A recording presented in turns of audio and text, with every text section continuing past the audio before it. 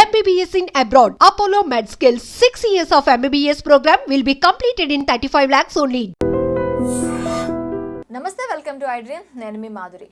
ఈ మధ్యకాలంలో కాలేయం సమస్యలు ఎక్కువగా అవుతున్నాయి. కాలేయం సమస్యలు ఎక్కువ అవటమే కాదు, దానివల్ల ప్రాణాలు కూడా కోల్పోయిన వాళ్ళ సంఖ్య కూడా పెరుగుతూ వస్తుంది. అసలు లివర్ చెడిపోవడానికి కారణం ఏంటి, దాన్ని ఎలా మళ్ళీ రిపేర్ చేసుకోవాలి, డీటెయిల్గా చెప్పడానికి మనతో పాటు ఉన్నారు ప్రకృతి వనం ప్రసాద్ గారు. ఆయన అడిగి డీటెయిల్గా తెలుసుకుందాం. నమస్తే సార్.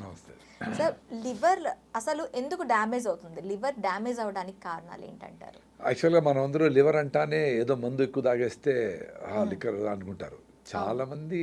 ఓకే, డెఫినెట్గా లిక్కర్తో లివర్ డ్యామేజ్ అయ్యేది అందరికీ తెలిసిందే, సిగరెట్ తాగితే లంగ్స్ పాడేది.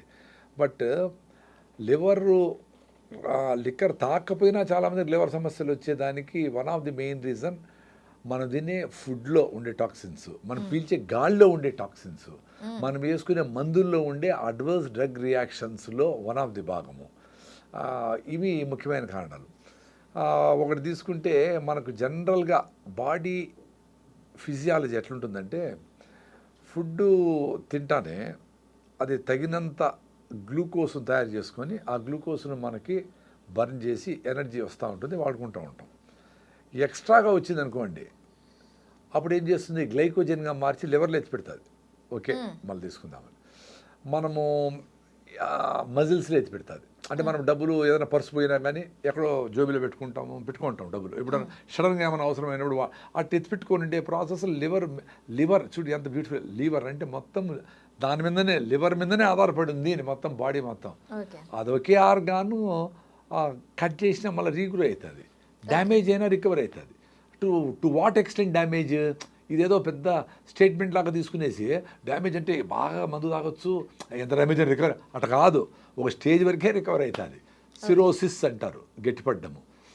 ఇంకా అడ్వాన్స్డ్ అయితే క్యార్సినోమా అంటే మొత్తం క్యాన్సర్ రావడం, ఇట్లాంటివి. అక్కడి నుంచి రికవర్ అయ్యేది కష్టం. Basically fatty liver first grade, second grade అనేదో అంటారు. సో ఫ్యాట్ లివర్ ఎందుకైంది? నువ్వు తిన్న ఫుడ్లో ఎక్స్ట్రా క్యాలరీస్ అన్నీ పోయి అక్కడ స్టోర్ అవుతూ ఉన్నాయి. సో దాన్ని వాడుకోవడంలా. అందుకే పెద్దోళ్ళందరూ ఏకాదశికి ఉపవాసం ఉండండి రా నాయన, 13 రోజులు తిన్నా, ఒకరోజు ఉపవాసం ఉంటే ఆ లివర్ అంతా డ్రైన్ అవుతుంది, మజిల్స్ నుండి ఎక్స్ట్రా గ్లైకోజన్ ఫ్యాట్ అంతా కరిగించుకుంటుంది. ఇంకా 36 గంటలు ఉండగలిగితే, ఏకాదశి అంటే మనం మామూలుగా ఒక పూట నిలిపేస్తేనే అదేదో పెద్ద దేవుడి కోసం చేసినట్లు, నీ కోసం కాదు, ఏదో పుణ్యం అనుకుంటాము. అది నెక్స్ట్ పూట తినం కాబట్టి ఇప్పుడు ఇంకా 2 ఇడ్లీలు 3 ఇడ్లీలు ఎక్కువ తింటాం, ఇంకా ఎక్కువ తింటాం. రిజర్వ్డ్ ఉపవాసం అంటేనే ఫుడ్ లేకుండా ఉండేది. సో 14 రోజులకు ఒకసారి ఉపవాసం చేసినప్పుడు ఆ లోపల ఒక మెకానిజం, ఇట్స్ కాల్డ్ ఆటోఫాజీ అంటారు. మీరు గూగుల్ చేస్తే దాని మీద రీసెర్చ్ చేసిన యషునోరి ఉసుమి అనే సైంటిస్ట్కి నోబెల్ ప్రైజ్ వచ్చింది. అంటే ఏం జరుగుతుంది, ఇప్పుడు అమ్మ మధ్యాహ్నం భోజనం చేయలేదనుకోండి, మీరు ఇంటికి వస్తానే వెతుకుతారు, అది ఆ గిన్నెలో ఏముంది, ఈ గిన్నెలో ఏముంది, నిన్నటిది ఏమన్నా మిగిలిందా, ఆ పల్లీలు తిందామా, అన్నీ ఖాళీ చేస్తారు.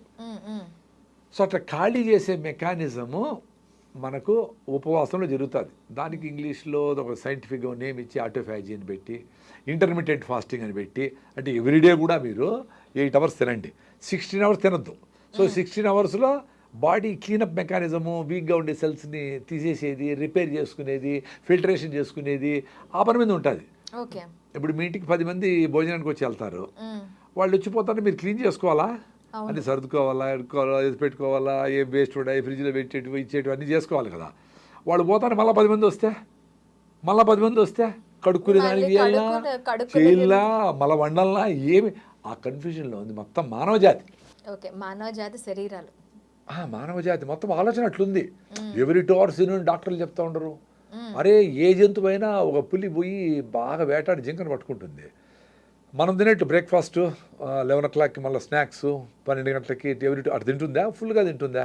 ఒకేసారి అంతా తినేసి దానికి ఎంత అవసరమో అంత తినేసి ఇంకా పోయి చెట్టు మీద కూర్చుంటే, చీట అయితే చెట్టు మీద కూర్చుంటే 2 రోజులు అది హ్యాపీగా, 2 రోజులు 3 రోజులు వారం రోజులు అసలు ఫుడ్ పక్కే ఆలోచించదు. మళ్ళీ ఎప్పుడన్నా తమాషగా అట్లా దానికి జింకపోతా ఉంటే నోరు ఊరి పరిగెత్తుంది, తమాషగా దొరకదు, ఎందుకంటే దానికి ప్రాణ సంకటం. దీనికి రియల్ ఆకలి కాదు. మనము మామూలుగా ఆ కలర్ గోబీ మంచూరి చూసినా, ఆ స్మెల్ చూసినా, ఆ హోటల్ పక్కన పోతే అబ్బా అని వస్తుంది, ఆకలి ఉండదు. పొద్దున తినేసి పోయింటావు, స్మెల్తో రుచితో ఎవరైనా తింటా ఉంటే టెంప్టేషన్తో అది వచ్చినప్పుడు జింక దొరకదు. ఇంక అది వారం తర్వాత నేను సస్తాను ఆయన ఆకలితో కొనేటప్పుడు పరిగెత్తేనే దొరుకుతుంది ఫుడ్ దానికి. మనకు అట్లేదు కదా. సో మనం తోస్తానే ఉంటుంది, లివర్లో అక్యుములేట్ అవుతానే ఉంది, అది ఫ్యాట్గా మారుతూ ఉంది, ఎత్తిపెట్టి లివర్ ఎన్లార్జ్మెంట్ అయ్యి క్యాల్షియమా ఇవన్నీ జరుగుతూ ఉన్నాయి. సో తొందరగా అరిగిపోయే ఫుడ్ లేనిది రైసు. సో ఇప్పుడు రైస్ గురించి నేను మాట్లాడితే చాలామందికి సహించదు. ఏంద్రా నేను ఎప్పుడు రైస్ వద్దంటారు వీళ్ళు, కొర్రలు కొన్ని రోజులు తిన్నాము, రాగులు రొట్టెలు ఎట్టు తిన్నాము, జొన్న రొట్టెలు రోజు ఎట్టు తినేది, రుచి ఉండదు. అరే రుచిగా తినొచ్చు ఆయన, రాగి ముద్ద వేడిగా వేసుకొని ఎండుమిరపకాయలు కారం వేసుకుంటే కొంచెం నెయ్యి వేసుకుంటే సూపర్ టేస్ట్ ఉంటుంది. మాకు రాయలసీమలో గొజ్జు అంటారు, అనపకాయలు అంటారు, నూనె వంకాయ సూపర్ ఫుడ్ బాగా టేస్టీగా ఉంటాయి. జొన్న రొట్టెలకి తెలంగాణలో కాంబినేషన్లు 100 ఉన్నాయి కర్నూలు జిల్లాలో. సో దాన్ని టేస్టీగా చేసుకొని తినొచ్చు. ఇవేమంటే స్లోగా అరుగుతాయి. సో లివర్లో ఎత్తిపెట్టే పనిలే, చిన్నగా మీకు కావాల్సిన గ్లూకోజ్ రిలీజ్ అవుతూ ఉంటుంది. 5 to 6 grams ఆఫ్ గ్లూకోజ్ కావాలి. మీ బాడీలో 5 నుంచి 6 లీటర్ల బ్లడ్ ఉంటుంది. సో ఒక లీటర్కి 1 గ్రాము గ్లూకోజ్ కావాలి టు బి యాక్టివ్ సెల్స్ ఇట్లా ఉండాలంటే మనం. సో మీకు 200 గ్రాముల గ్లూకోజ్ రిలీజ్ అయితే ఎక్స్ట్రా డబ్బులు వచ్చిన వాళ్ళు వచ్చి మీ ఇంటికి ₹1,00,00,000 వచ్చేసింది అనుకోండి అన్ఎక్స్పెక్టెడ్గా, మీకు అంత పెద్ద కన్ఫ్యూజన్లో ఉంటారు. ఎక్కడ ఎత్తి పెట్టాలా, ఏ బీరోలో ఎత్తి పెట్టాలా, గోడ దొవ్వేసి లోపల పెట్టి సీల్ చేసేయాలా, ఏ బ్యాంకులో వేయాలా, ఇన్కమ్ ట్యాక్స్, ఇది అంత చచ్చిపోతుంది బాడీ కూడా. ఎక్స్ట్రా గ్లూకోజ్ వస్తే ఎక్కడ ఎత్తి పెట్టమంటాం, లివర్లో ఎత్తిపెట్టి, మజిల్స్లో ఎత్తిపెట్టి, ఇంకా నా వల్ల కాదు అంటే దాన్ని గ్లైకోజన్ని ఫ్యాట్గా మార్చి పొట్టలో ఎత్తిపెట్టి, మెడలో ఎత్తిపెట్టి, తొడలో ఎత్తిపెట్టి, అంతా ఎత్తిపెడితే 20 ఏళ్ళలో మనిషి 120 కిలోలు అవుతాడు. వెరీ కామన్ సెన్స్ కదా అది. ఎక్స్ట్రా నీకు ఎక్స్ట్రా ఉంది, అందుకు ఉపవాసం చేయమని 13 రోజులు మీరు ఏం తిన్నా ఏకాదశికి ఉపవాసం ఉండండిరా నాయనా అని చెప్తారు పెద్దోళ్ళు. అక్కడ స్వార్థం ఏమి లేదు. ఇప్పుడు పెద్దోళ్ళు పొద్దున లేచి బ్రహ్మముహూర్తంలో 108 సార్లు రావి చెట్టు చుట్టూ తిరగండి మీకు పిల్లలు పుడతారంటే రావి చెట్టు చుట్టూ తిరిగిన దానికి కాదు. పొద్దున్నే లేచి బ్రహ్మముహూర్తంలో వాటెవర్ ముహూర్తం లేచి ఫ్రెష్ గాలి, పొల్యూషన్ లేని గాలి, ఆ చెట్ల నుంచి వచ్చే నానో పార్టికల్స్ని పీల్చుకొని ఆ ఫిజికల్ ఎక్సర్సైజ్ చేస్తే హార్మోనల్ బ్యాలెన్స్ అయ్యి బిడ్డలు పుడతారు. రాగి చెట్టు ఏమి ఇట్లా బిడ్డలు ఇవ్వదు. సో రాగి చెట్టు, మర్రి చెట్టు, వేప చెట్టు, కానుగ చెట్టు ఇవన్నీ కలిసి పనిచేస్తూ ఉండే ప్రాసెస్లో మీ అన్ని ప్రాబ్లమ్స్, హార్మోనల్ ఇంబ్యాలెన్స్లు ఇవి అవన్నీ పోతాయి. సో ఎప్పుడైతే మీరు 4కో 5కో లేస్తారో ఆటోమేటిక్గా 9 పడుకుంటారు, రాత్రి నిద్ర వచ్చేస్తుంది.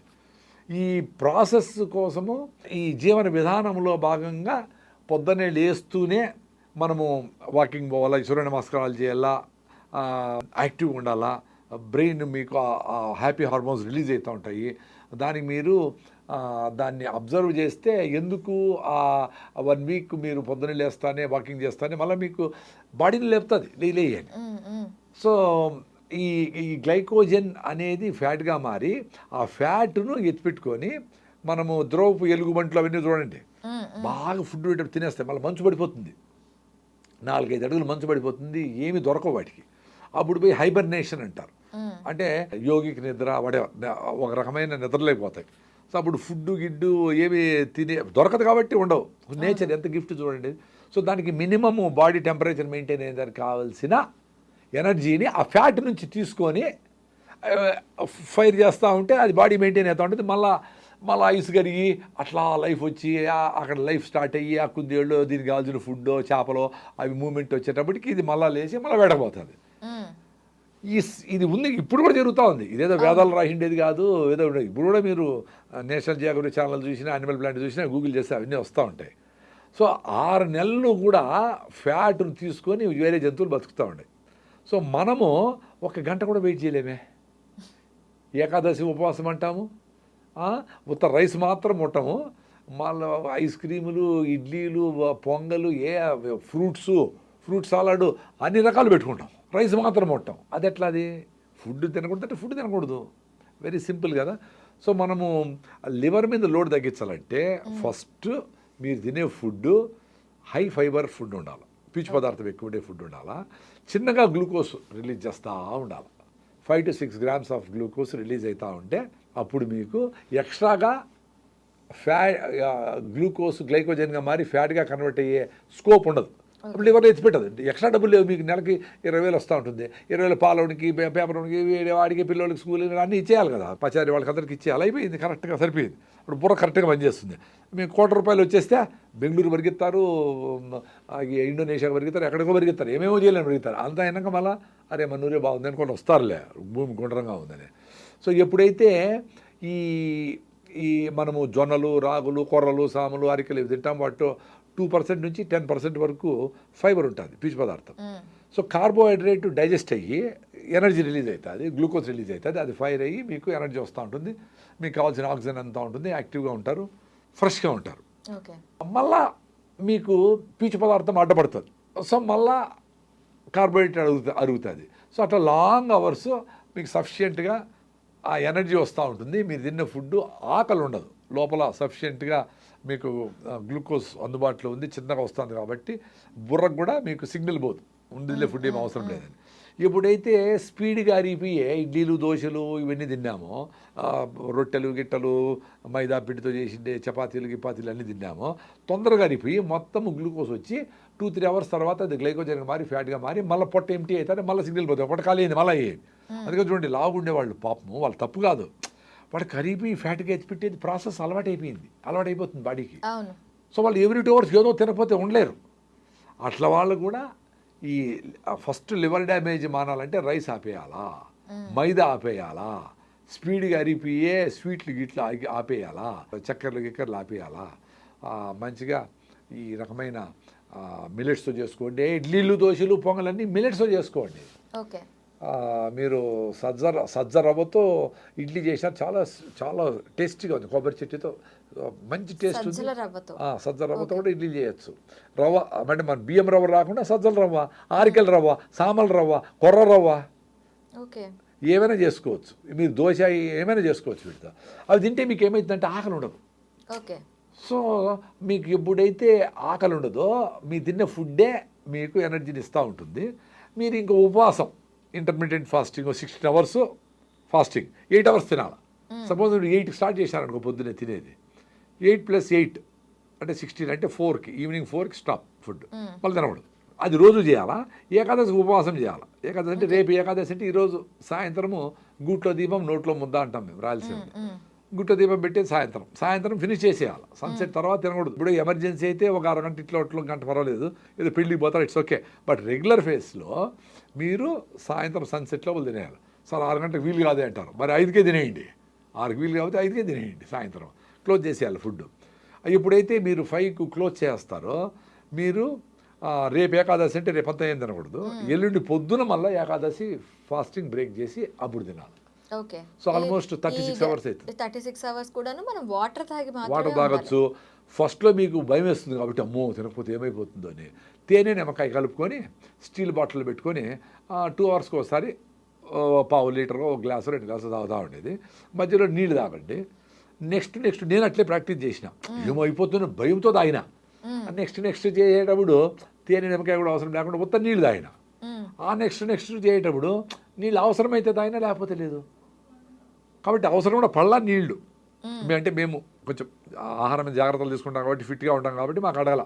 సో మీకు దప్పైనప్పుడు నోరు అడుగుతుంది, దప్పేస్తుంది కదా, నీళ్ళు తాగండి. నోరు పెడచకపట్టకపోతాం, నీళ్ళు తాగండి, నీళ్ళు అవసరమైతే తాగండి.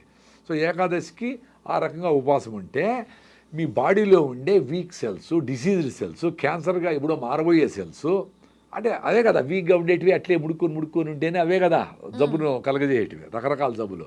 సో వాటన్నిటిని క్లీన్ చేసుకుంటుంది సిస్టమ్. డిసీజ్ మీద ఫైట్ చేస్తుంది. ఫ్రీ రాడికల్స్ అని ఉంటాయి ఈ ప్రాసెస్లో, అవి వచ్చి దాడి చేస్తూ ఉంటాయి, ఫైటింగ్ చేస్తూ ఉంటాయి. దానికి యాంటీ ఆక్సిడెంట్స్ రిచ్ ఫుడ్, మనము ఆకుకూరలు, కూరగాయలు, ఫ్రెష్ ఫుడ్స్ ఇవన్నీ తింటే అవి ఫైట్ చేస్తూ ఉంటాయి. యాంటీ ఆక్సిడెంట్స్ రిలీజ్ అయ్యి వాటి కంట్రోల్ చెక్ పెడతా ఉంటాయి. ఇవన్నీ పెద్దగా టెక్నాలజీ, టెక్నికల్ టర్మ్స్ వాడకపోయినా పెద్దలు ఏకాదశి ఉపవాసం ఉండండి అన్నారు. సో లివర్ రెడీ అయిపోయా. సో మీరు రైస్ నిలిపేస్తే మీ లివర్ ఓకే. మీరు స్వీట్లు, రైస్ నిలిపోయే, కాఫీలు, టీలు ఏవి నిలకుండా అఫ్కోర్స్ మందు కూడా. నేను చెప్పేది మందు తాగే వాళ్ళకి, అడిక్షన్ ఉండే వాళ్ళకి డెఫినెట్గా వాళ్ళు సెంటర్లకు పోవాలా, ఏదో సెంటర్ బయటపడాలా. రెగ్యులర్ పీపుల్ కూడా ఎక్కువ తాగే వాళ్ళకి లివర్ డ్యామేజ్ అవుతుంది డెఫినెట్గా.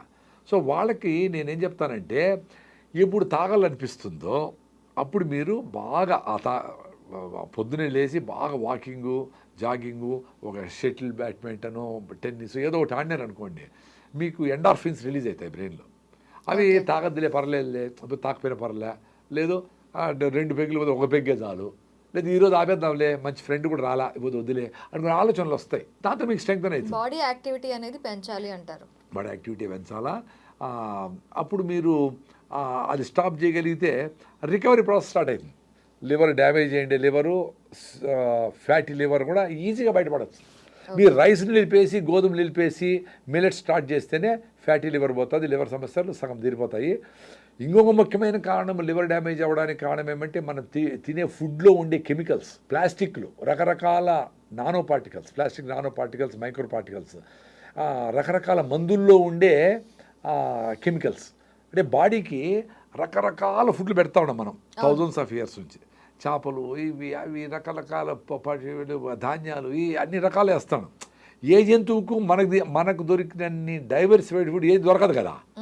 ఆవు గడ్డే తింటుంది, అది 10 లీటర్ల పాలు ఇస్తుంది, 20 మంది బిడ్డలు కంటుంది, దాని డ్యూటీ అది చేస్తుంది.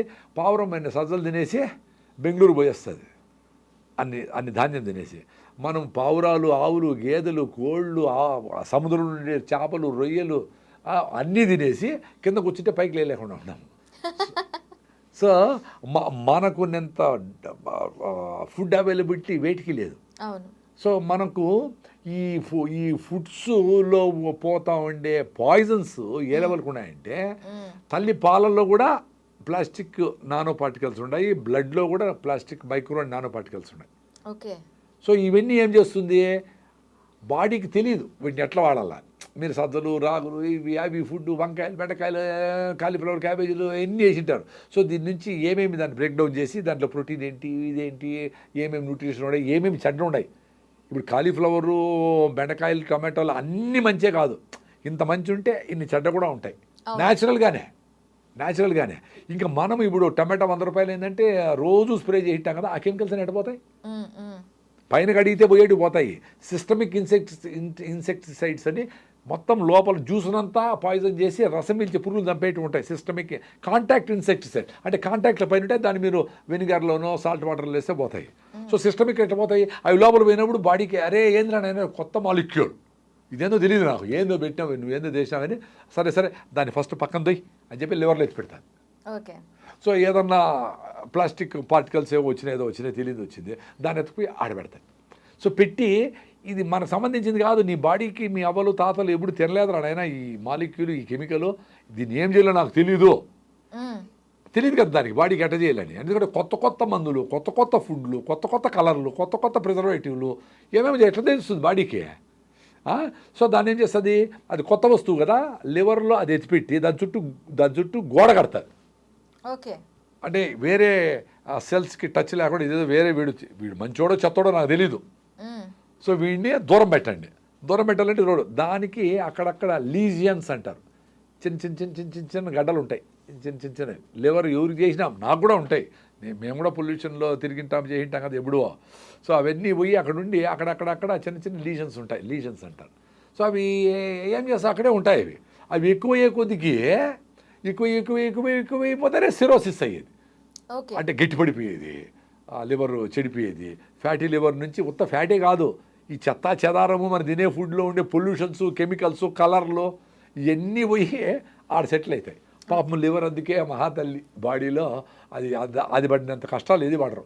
దానికోసం క్విక్గా అరిగిపోయే ఫుడ్లు తినకుండా, అంటే రైసు, గోధుమలు, మైదా, చక్కెర, స్వీట్లు ఇవన్నీ తినకుండా లిక్కర్ దాక్కుండా ఉంటే మీ లివర్ డెఫినెట్గా రికవర్ అయిపోతుంది.